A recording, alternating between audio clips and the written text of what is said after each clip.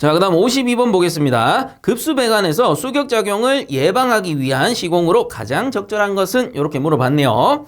자, 그래서 수격작용이란 것은 우리 보일러에서 배웠을 때는 보일러에 증기와 물이 섞여 나가는 캐리오버 이후에 그 증기와 물이 섞여 다니다가 물방울이 때리는 거를 워터해머 수격작용이라고 배웠습니다. 자, 물론 그런 것도 수격작용이겠지만 보일러뿐만 아니고 급수배관처럼 일반적으로 사용하는 배관에서 이 물에 의한 충격은 모두 다 수격작용으로 볼 수 있다라는 거예요. 그래서 물에 의한 충격이기 때문에 수격작용 이렇게 부른다라는 거고, 그렇다면 이번 문제에서는 급수배관에서 작용하는 수격작용을 예방하는 방법 뭐 이렇게 나왔네요. 자, 그래서 일단은 수격작용에 대해서 조금 더 알아보자면 급수배관이니까 급수펌프가 설치가 되어 있을 겁니다. 그러면 아래쪽에서 이렇게 흡입을 하고 여기 이제 물 탱크가 있다라고 한번 가정을 해보죠. 흡입을 하고 위쪽으로 송출을 할 거예요. 이렇게 송출을 할 겁니다. 그러면 정상 상태라면 여기 안에 물이 가득 차서 이렇게 올라가게 될 겁니다. 위쪽으로 올라가고 있는 상태라고 가정을 해보죠. 근데 갑자기 정전이 발생한 거야. 그러면 정전이 발생하면 펌프가 이렇게 돌다가 갑자기 팍 멈춰버리겠죠. 그렇게 되면 어떻게 되느냐, 위쪽으로 올라갔던 물이 배관 안에 차 있던 물이 이렇게 밑으로 확 쏟아져 버립니다. 그렇게 되면 이 물이 펌프에 충격을 가할 수 있겠죠. 이것도 수격작용에 속하는 거고요. 자, 이렇게 쏟아지는 걸 방지하기 위해서 어떻게 하느냐면 펌프 출구 쪽에 체크밸브를 설치해줘요. 그렇게 되면은 요 체크밸브 다음 단의 유체 같은 경우는 밑으로 쏟아지지 않습니다. 펌프가 돌다가 갑자기 꺼지더라도. 물론 요 체크밸브의 입구 측, 체크밸브 기준으로 입구 측입니다. 요 입구 측에 있는 물은 좀 내려올 수 있겠지만 그 충격을 많이 감소시킬 수가 있겠죠. 자, 그래서 요런 체크밸브를 설치하게 되는 거고요. 그리고 만약에 밸브가 설치되어 있다. 우리가 뭐 글로우 밸브라든가 게이트 밸브가 설치되어 있을 경우, 글로우 밸브는 좀 덜해요. 근데 게이트 밸브 같은 경우 또는 이제 콕 밸브 같은 경우에는 밸브를 갑자기 팍 열거나 팍 닫아버리면 어떻게 돼? 이 펌프가 돌고 있는 상태에서 충격이 고스란히 전달이 되겠죠. 그래서 펌프가 돌고 있는, 만약에 유체가 이렇게 올라가고 있는 상태인데 밸브를 갑자기 팍 잠궈버린 거야. 그럼 밸브에 충격이 발생하고 그로 인해서 전체적으로 진동이 발생합니다. 그리고 펌프가 이렇게 송출하는 상태에서 또 여는 것도 갑자기 탁 열어버리게 되면은 이 위쪽 관에 충격이 가겠죠. 그리고 갑자기 굴곡부가 생겼어. 그 상태에서 밸브를 또 갑자기 팍 열어버리게 되면은 요 이제 꺾인 부분에서도 충격이 가해질 수 있다라는 겁니다. 즉 밸브를 갑자기 열거나 닫을 때 또는 굴곡부가 많을 때 충격이 발생할 수 있다라는 겁니다. 그 외에도 또 한 가지 설명을 드리자면 펌프가 이렇게 있을 때요. 이렇게 이제 똑같은 배관이라고 가정을 한번 해봅시다. 실제로 펌프가 유체를 흡입하고 이렇게 토출시킬 때요. 물이라고 치면은 물만 가득 차 있는 상태가 가장 이상적입니다. 근데 뭔가 이제 외부의 영향이라든가 내부의 이상 상태로 인해서 물 속에 있는 기포가 분리된다거나 공기가 섞여 들어갈 수가 있잖아요. 자, 이렇게 공기들이 섞여 들어가 버리게 되면은 그 공기가 어느 한 부분에 집중적으로 모여버려요.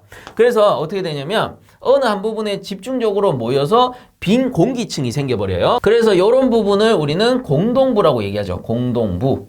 비었다, 이런 뜻입니다. 그래서 이런 공기층이 생겨버리게 되면은, 자, 우선은 앞쪽에 지나가는 유체는 상관없어요. 이렇게 지나갈 수 있는데 뒤쪽에 따라오는 유체가 어떻게 되냐면 요게 층이 졌잖아. 그러면 얘는 이렇게 지나가겠지만 요 층 때문에 위로 올라가서 요 뒤쪽에 있는 유체가 요 벽을 때려버립니다. 이렇게 수격작용이 또 발생할 수 있다라는 거예요. 자, 그래서 이러한 수격작용을 방지하기 위해서는 어떻게 하느냐, 제가 대략적으로 말씀을 드리자면 이 배관의 굽에 경사를 좀 완만하게 해줘야 되고요. 그리고 굴곡부, 이런 꺾이는 부분을 최대한 적게 만들어줘야 되고, 그리고 이렇게 공기가 차는 걸 방지해야 되니까 공기 빼기 밸브를 설치한다던가 아니면 공기실을 설치해줘야 된다라는 겁니다. 자, 그래서 말 나온 김에 공기실을 간단하게 설명만 드리자면, 이 공기실 뭐예요? 일종의 탱크 같이 생긴 녀석인데 요렇게 설치를 하고요. 요 배관 안에는 물이 가득 차 있다 생각하시면 됩니다. 물이 가득 차 있는 상태에서 이 공기가 만약에 배관 안에 섞여 있다 하면은 이 공기실을 설치해주면 공기가 여기에 모인다라는 거예요. 그래서 요거를 이제 뭐 배출을 시켜줄 수도 있는 거고요.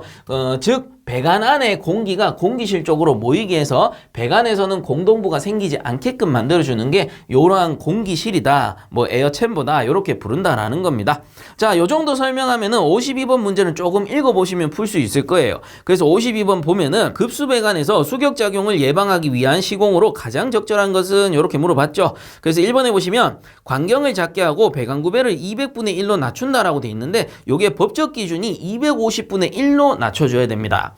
그래서 요거는 법적 기준이니까 좀 외워두셔야 되고요. 250분의 1이라는 구배, 즉 배관의 기울기는 어떻게 해석하면 되느냐 하면은 예를 들어 미터라고 따지면은 요게 이제 수평으로 250m 진행한 후에, 자 여기까지 250m라고 칩시다. 그 여기서 수직으로 어떻게 하느냐, 1m 올릴 수 있는 구배다라는 겁니다. 그래서 여기서 이렇게 연장해서 이런 식으로 기울기를 준다라는 거예요. 그래서 이게 꽤나 완만한 경사라고 생각을 하시면 되고요.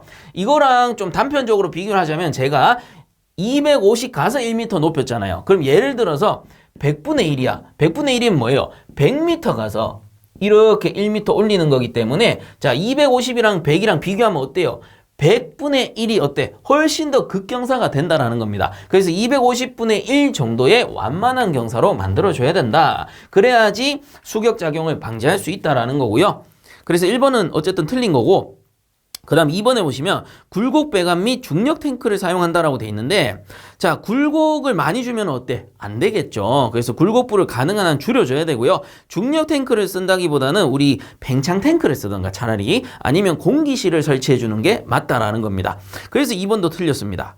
그 다음 3번에 보시면 슬리브형 신축이음을 한다라고 돼 있는데, 신축이음하고는 뭐 전혀 관계가 없겠죠. 그래서 수격작용이랑 신축이음은 관계가 없는 겁니다. 신축이음은 뭐냐면은 열에 의한 신축 팽창을 흡수하는 장치예요. 자 그러므로 1, 2, 3번 다 틀렸고 맞는 것은 4번이죠. 배관부의 높은 곳에 공기 빼기 밸브를 설치한다. 그래서 공동부가 생겼을 때 이런 공기층에 의해서 충격을 가할 수 있기 때문에 공기 빼기 밸브를 설치해서 공기를 제거해 주는 게 맞다라는 겁니다. 자 그러므로 52번의 답은 4번이 되겠습니다.